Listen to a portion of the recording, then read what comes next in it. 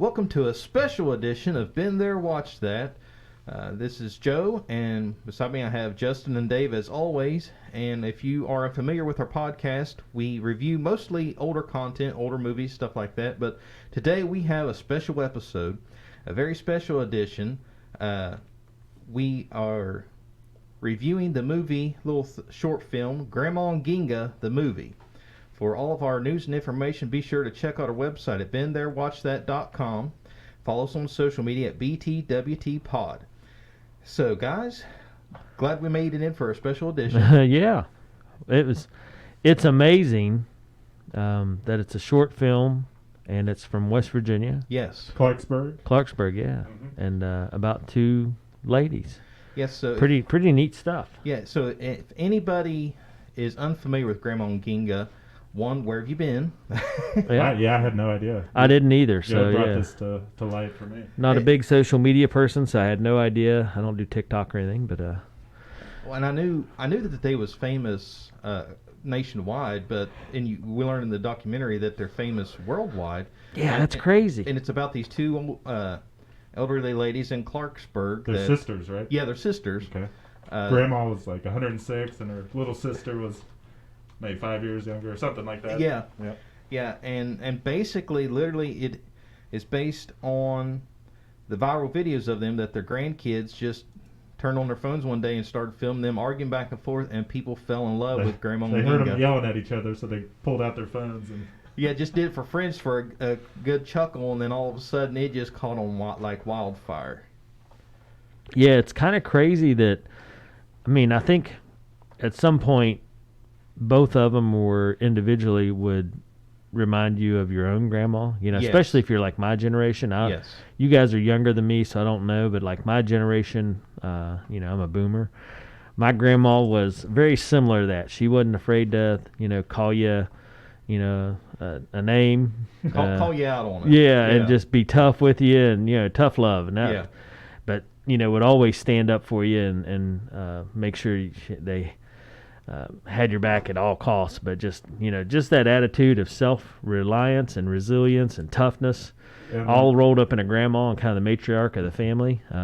Man, when they talk about them, they're like, well, they're definitely not the hugger type. Yeah, they're not real like warm in that way, but they still. It's like that tough love that you can still tell they love you, but it's not going to be giving you hugs and kisses. Yeah, they're not going to be mushy about it, but they, and Grandma reminds me so much of my granny. Yeah, it's not even funny, and she was funny. Just the deadpan expression she would have of just like she's not having it. She's just grumpy about it. Yeah. It's like grumpiness, but never like in a. Mean doesn't come way. across as big time Yeah. negativity or anything. It's just kind of funny. Yeah, it's just her persona, and my granny was a lot like that. She would do anything in the world for us kids, but don't get on her bad side. And that's why Grandma, she would try to read you, and she may be stone faced, but you could tell that there's something more there. She's kind of playing her cards close to her vest. Well, I thought the grandkids, which they're featured throughout the short film. Basically sitting on the couch talking about their memories and stuff, and I thought they did a really good job of kind of framing everything and moving the story along and kind of giving some context of why people might relate to their videos, because it's in one way it's just some funny grandmas yelling at each other, but then they kind of described how, well, actually it for a lot of people across the world you kind of see something in it, and it brings some positivity for people. Just it reminds them of their grandma or whatever the case may be. Well, and the comedy content is obviously gold, but then the real life, I'd say, work that they do is funny as well, just because it gives you that homey feeling of your own grandparents maybe, or some reminder of back when you had your grandparents. Like all of mine are passed away, so it's neat to see that and kind of have those memories of that. And can you imagine, did either of you look back and say, man, if we'd have had a camera on our grandparents or great-grandparents, oh my gosh. Yeah, absolutely. To this day, there's stories that I'll tell Cena about, and she just dying rolling, and it's like, if we only had a camera at the time. Now, Cena's grandmother on her dad's side, she's still alive, and she is... Have you thought about showing her around with a camera, Joe?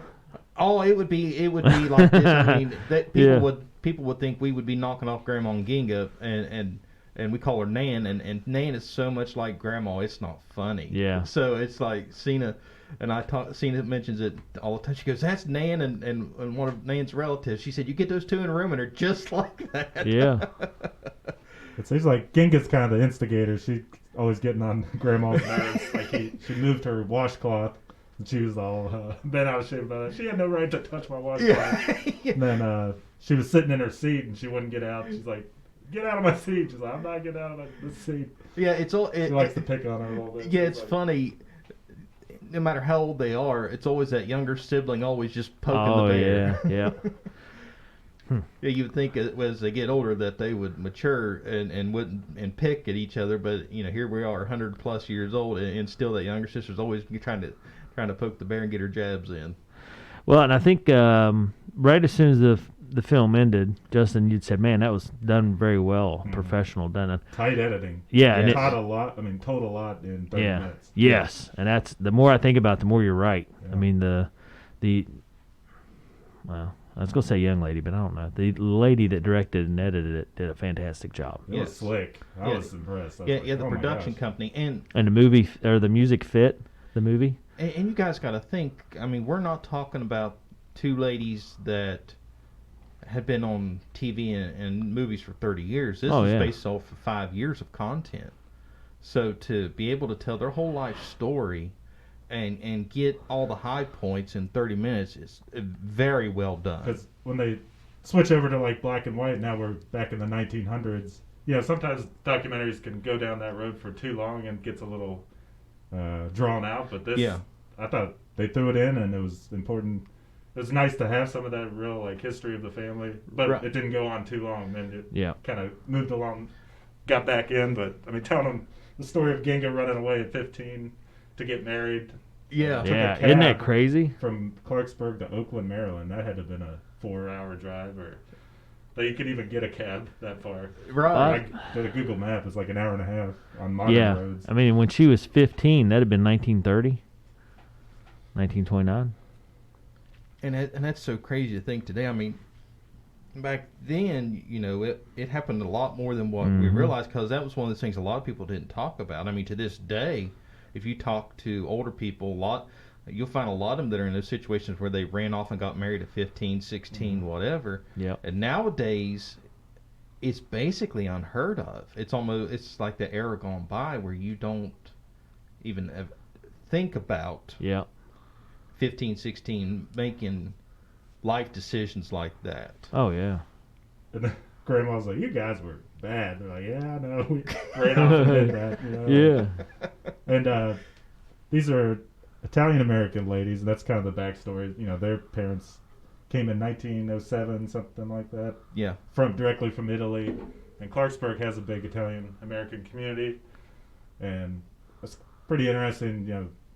And they touched on kind of the social issues, racism, Ku Klux Klan being around, and they reflected on.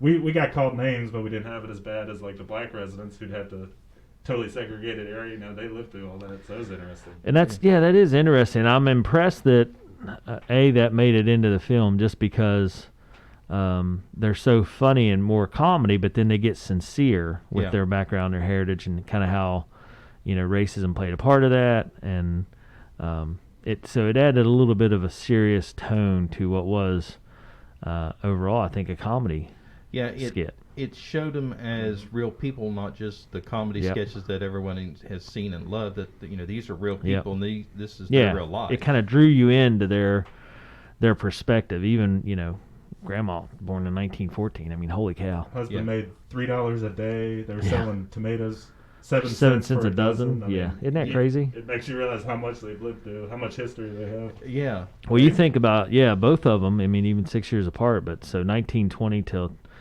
And the daughter talks about how the granddaughter talks about how they don't understand the internet.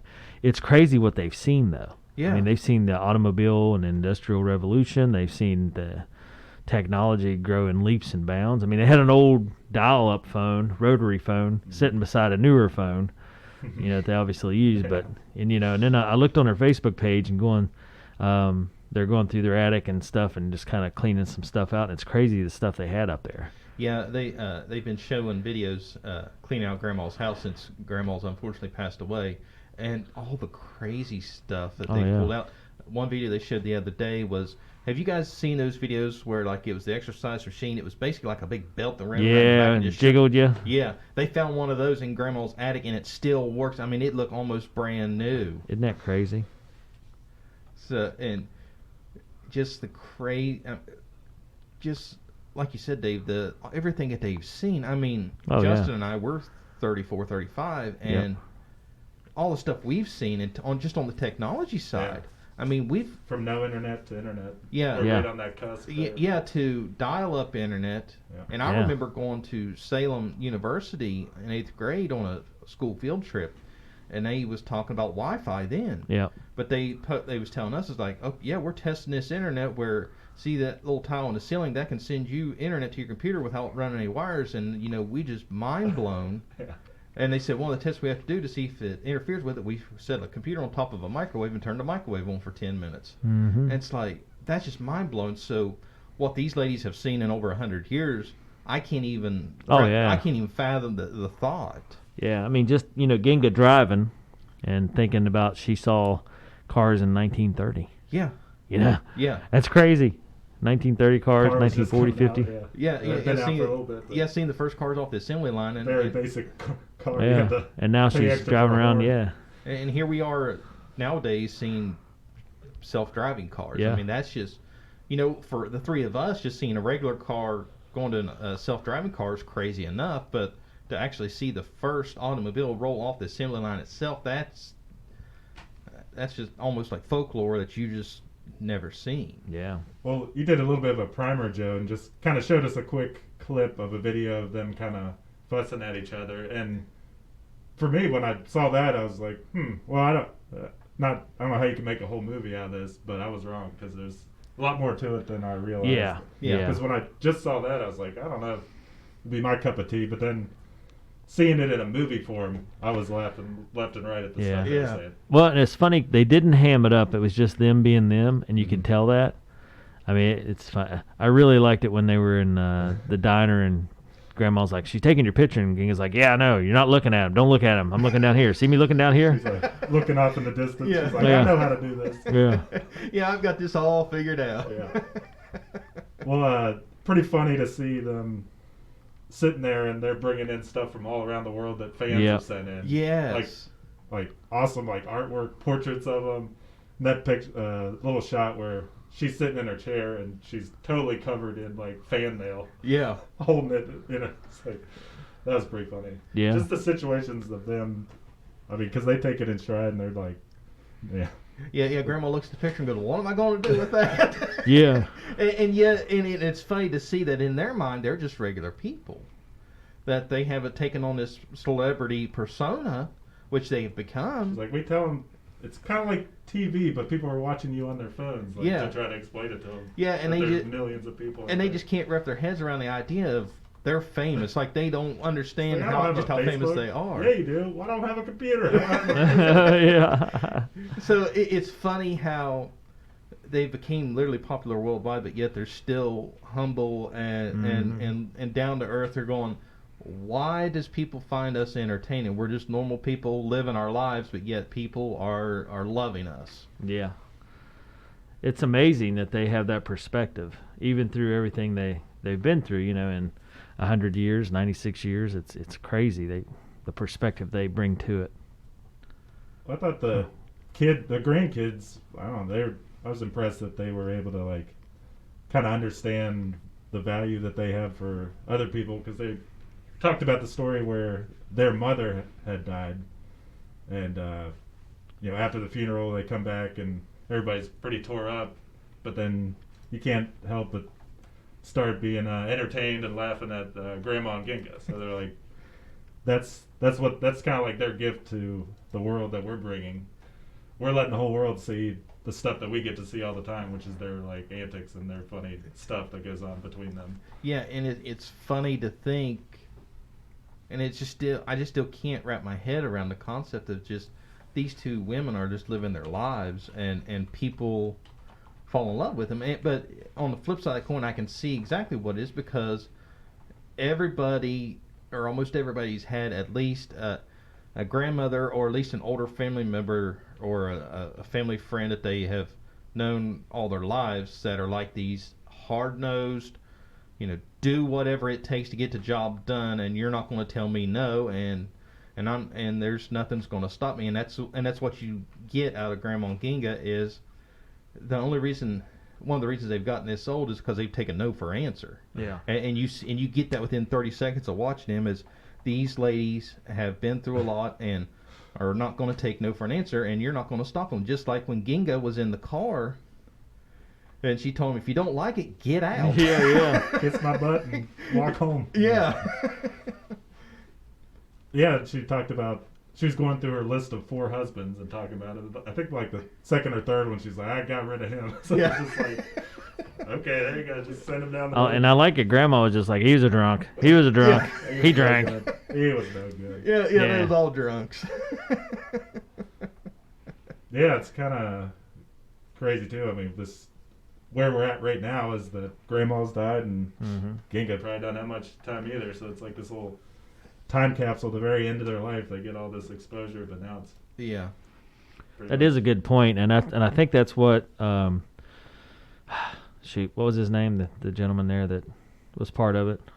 Oh, Ricky? No, I don't know. let me look. Anyway, this grandson or Yeah. was he the grandson or was he the?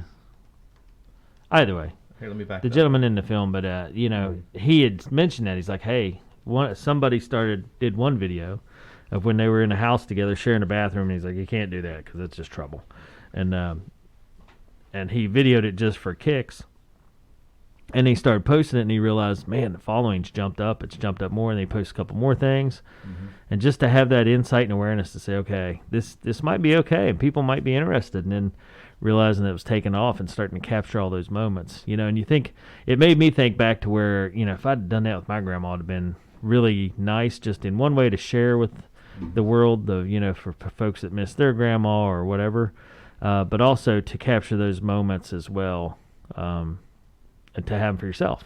Yeah. So pretty neat, because the family can always go back and, even down through the generations, say, hey, look, this is your grandma, this is your grandma, check this out, or your great grandma, or whatever the case may be. This was them, and you kind of catch them in their moments there. So that's kind of nice. yeah. Frank.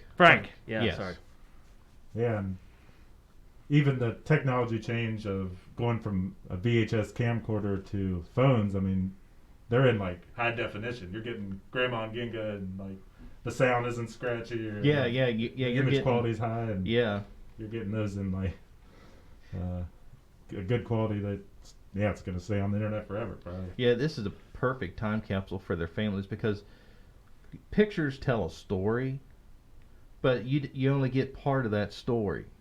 So this video time capsule, this documentary, is perfect of Gramma and Ginga. You get the whole story. You get it in you get it in a nice half-hour format. But yeah, other documentaries should take note. You don't need to go an hour and 20 minutes. You can tell a lot in 30 minutes. Yeah. Yes, I agree, because you're right. It wasn't drawn out to where you were bored or just, whatever by sitting. A half hour is perfect. They Yeah. captured everything to kind of encapsulate the moments, and then to share the story and to kind of cover what needed to be covered to keep the entertainment value going, keep your interest, Yeah. and not have any missteps. That's the biggest thing. I didn't see any real missteps that I was like, maybe that shouldn't be in there or anything like that. Yeah. It was all just, this is very well done. And there wasn't any, while I was watching it, there wasn't any like, I wish this would, pick it up a little bit, or why'd they put this in here? I was thoroughly entertained from start to finish. Yeah. It made me a fan of Gramma and Ginga. For someone that hadn't seen any of their videos or just a short clip that you just showed us, then yeah. I understood. I'm like, oh, okay, I understand now why this is Why this a took off. phenomenon that people are entertained by this. Yeah, because I knew you guys hadn't seen it, and when I posted it with you, I caught a vibe from both of you. It was like, well, why are we doing this? And I'm like, I still have the stench of Howard the Duck on me, so like I know Dave's gun shy, and Justin's a little cautious, and both you guys are going like, okay, why are we watching this? I mean, you guys didn't say, but I could just tell. It was like, why are we doing this? Skeptical. I was definitely skeptical. And for me, it's like a heart says like, trust me, guys, this will work. Yeah. Because I wasn't sure if it was just who put this together. Like it was just kind of like somebody threw together some couple clips and stuff. But this was a full production. Yeah, this was from the production company Smush Media, SMUSH Media, and they was the ones that made it possible for us to review it. So shout out to Smush Media, we greatly appreciate it. Did a great job of just throwing in footage and like old photographs from their family, and it would like show the names of the people in the black and white photograph, and stories would like come back and forth, and then pictures in their house, and like it was all put together with a lot of good editing, I thought. You got the whole story of Gramma and Ginga plus some laughs all in between, and all within a 30-minute window, and it honestly doesn't feel like a 30 minutes. I mean, we all sat together and watched it, and I was thoroughly entertained and didn't feel like I wonder what kind of exposure this film is getting. Are there a lot of people out there watching it? Well, like I said, it's still brand new. It's only about a week or two old. So anyone who is a fan of Gramma and Ginga is going to want to see this, I think. Yeah. Oh yeah, definitely. I would say even if you're not, it's well worth checking out just to even. And I'll admit I was skeptical. I was like, I don't know how much I enjoy this, but I'll go back to Justin's point. Being 30 minutes kept me in line with what right. you need to have to watch it, and I hate to say be entertained, but kind of enthralled by their story. Just as much as the funny quips and comments, I was enthralled by their story. Right. So that made it nice. Yes. So cannot speak highly enough of Gramma and Ginga, and I think this kind of would hit two different perspectives. One, from my standpoint of a fan of Gramma and Ginga, and then from your guys' end, just a fan of older generation people and understand the value of an older generation, and that, and three of us being fellow West Virginians, that plays a big role in it too, of seeing. And that's the thing with West Virginia. West Virginia is one of the rare states that a lot of people don't realize is we all root for each other. We all make choral together and all that. But when somebody in West Virginia makes it, everybody in West Virginia comes together and cheers them on. And here we are, just three guys in rural West Virginia watching Gramma and Ginga and our supporting our grandmas. Yeah. Yeah, the granddaughter made a good point, I thought. She said, it's sad a lot of times people get up into their years and they're kind of forgotten about. But it's kind of the opposite with them, that they're not forgotten about. They're having so much fun being out there, and people are sending them letters and they're taking pictures with them like they're celebrities. It's just and it's just like, I'm assuming that was a parade in Clarksburg. They showed that little clip, and Ginga was sitting in the back of that little trolley bus going through town, and everybody's going, "It's Ginga, it's Ginga." that had to have been fun for her. I guess she's not dead yet, but right. So still around. Yeah, and it's a shame Grandma has passed, and Ginga isn't in the best of health, because I would love to hear their thoughts on their movie. I mean, it's one of the, you could just almost hear Grandma going, "Well, why are you making a movie about us?" Yeah.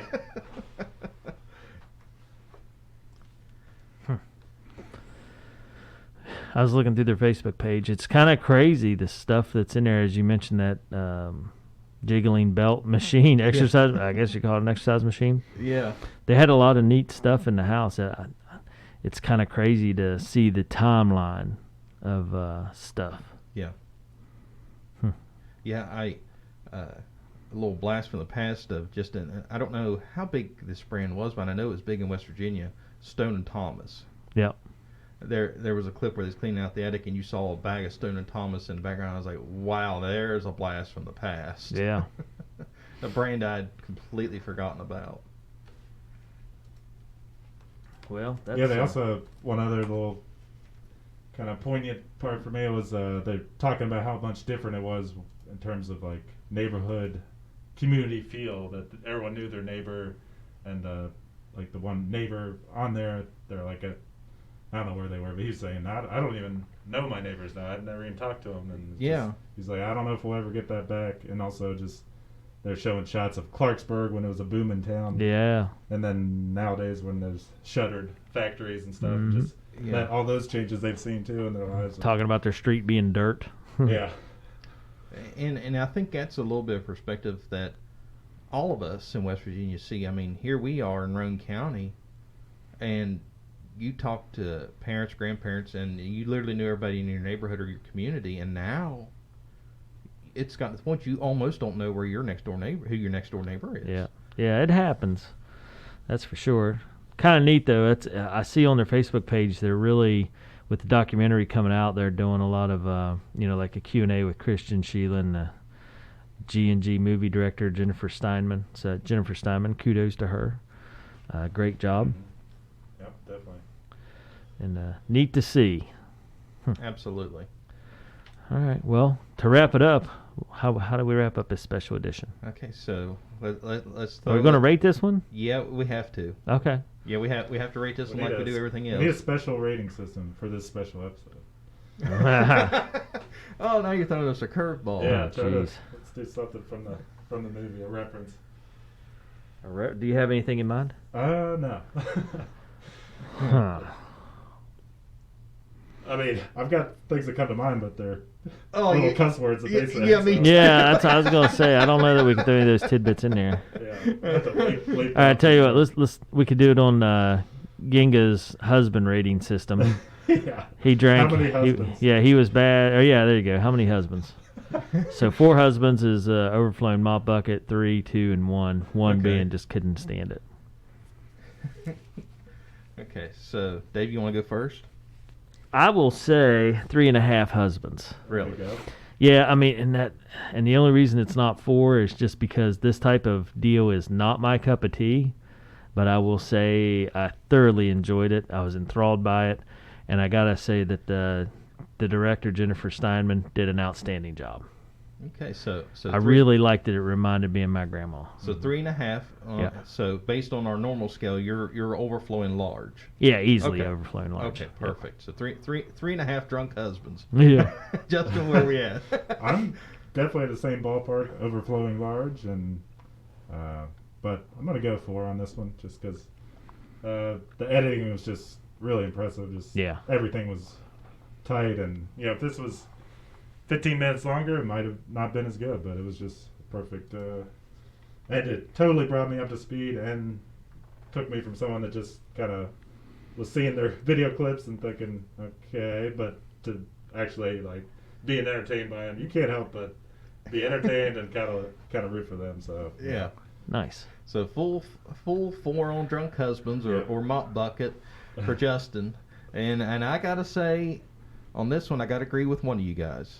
And so my agree is I'm gonna be with Justin on this one. It's gonna be full on 4 drunk husbands, full on mop bucket for me. Nice as well. Of course, I was a fan going in. Yeah, oh yeah. So my expectations were a little higher, and I had shout out to Smush Media and Jennifer and Geraldine over there.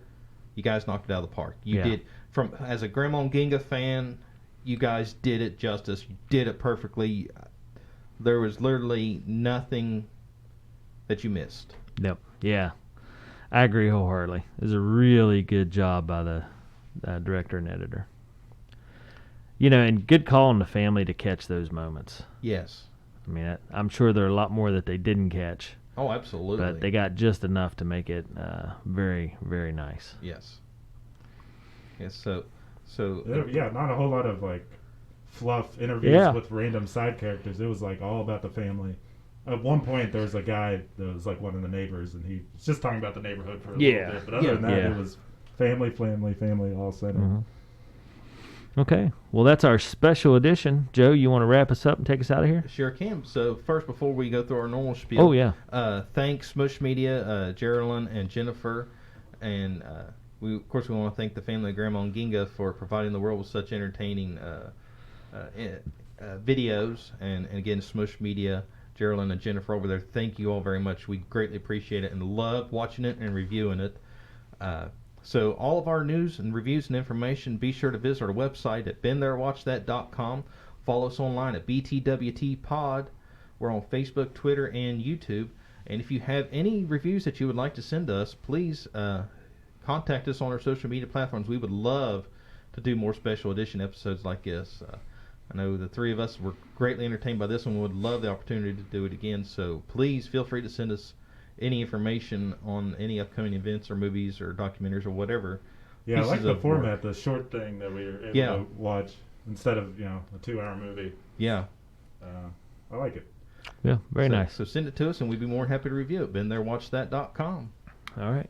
Well, for myself, Joe, and Justin, we'll be back with our next review. Sound of Metal. Sound of Metal. Yeah. I mean, I'm excited. Yeah. Okay. All right. Well, many thanks to the Gramma and Ginga crew, and we'll be back with more. Make sure to tune in. Been there, watch that.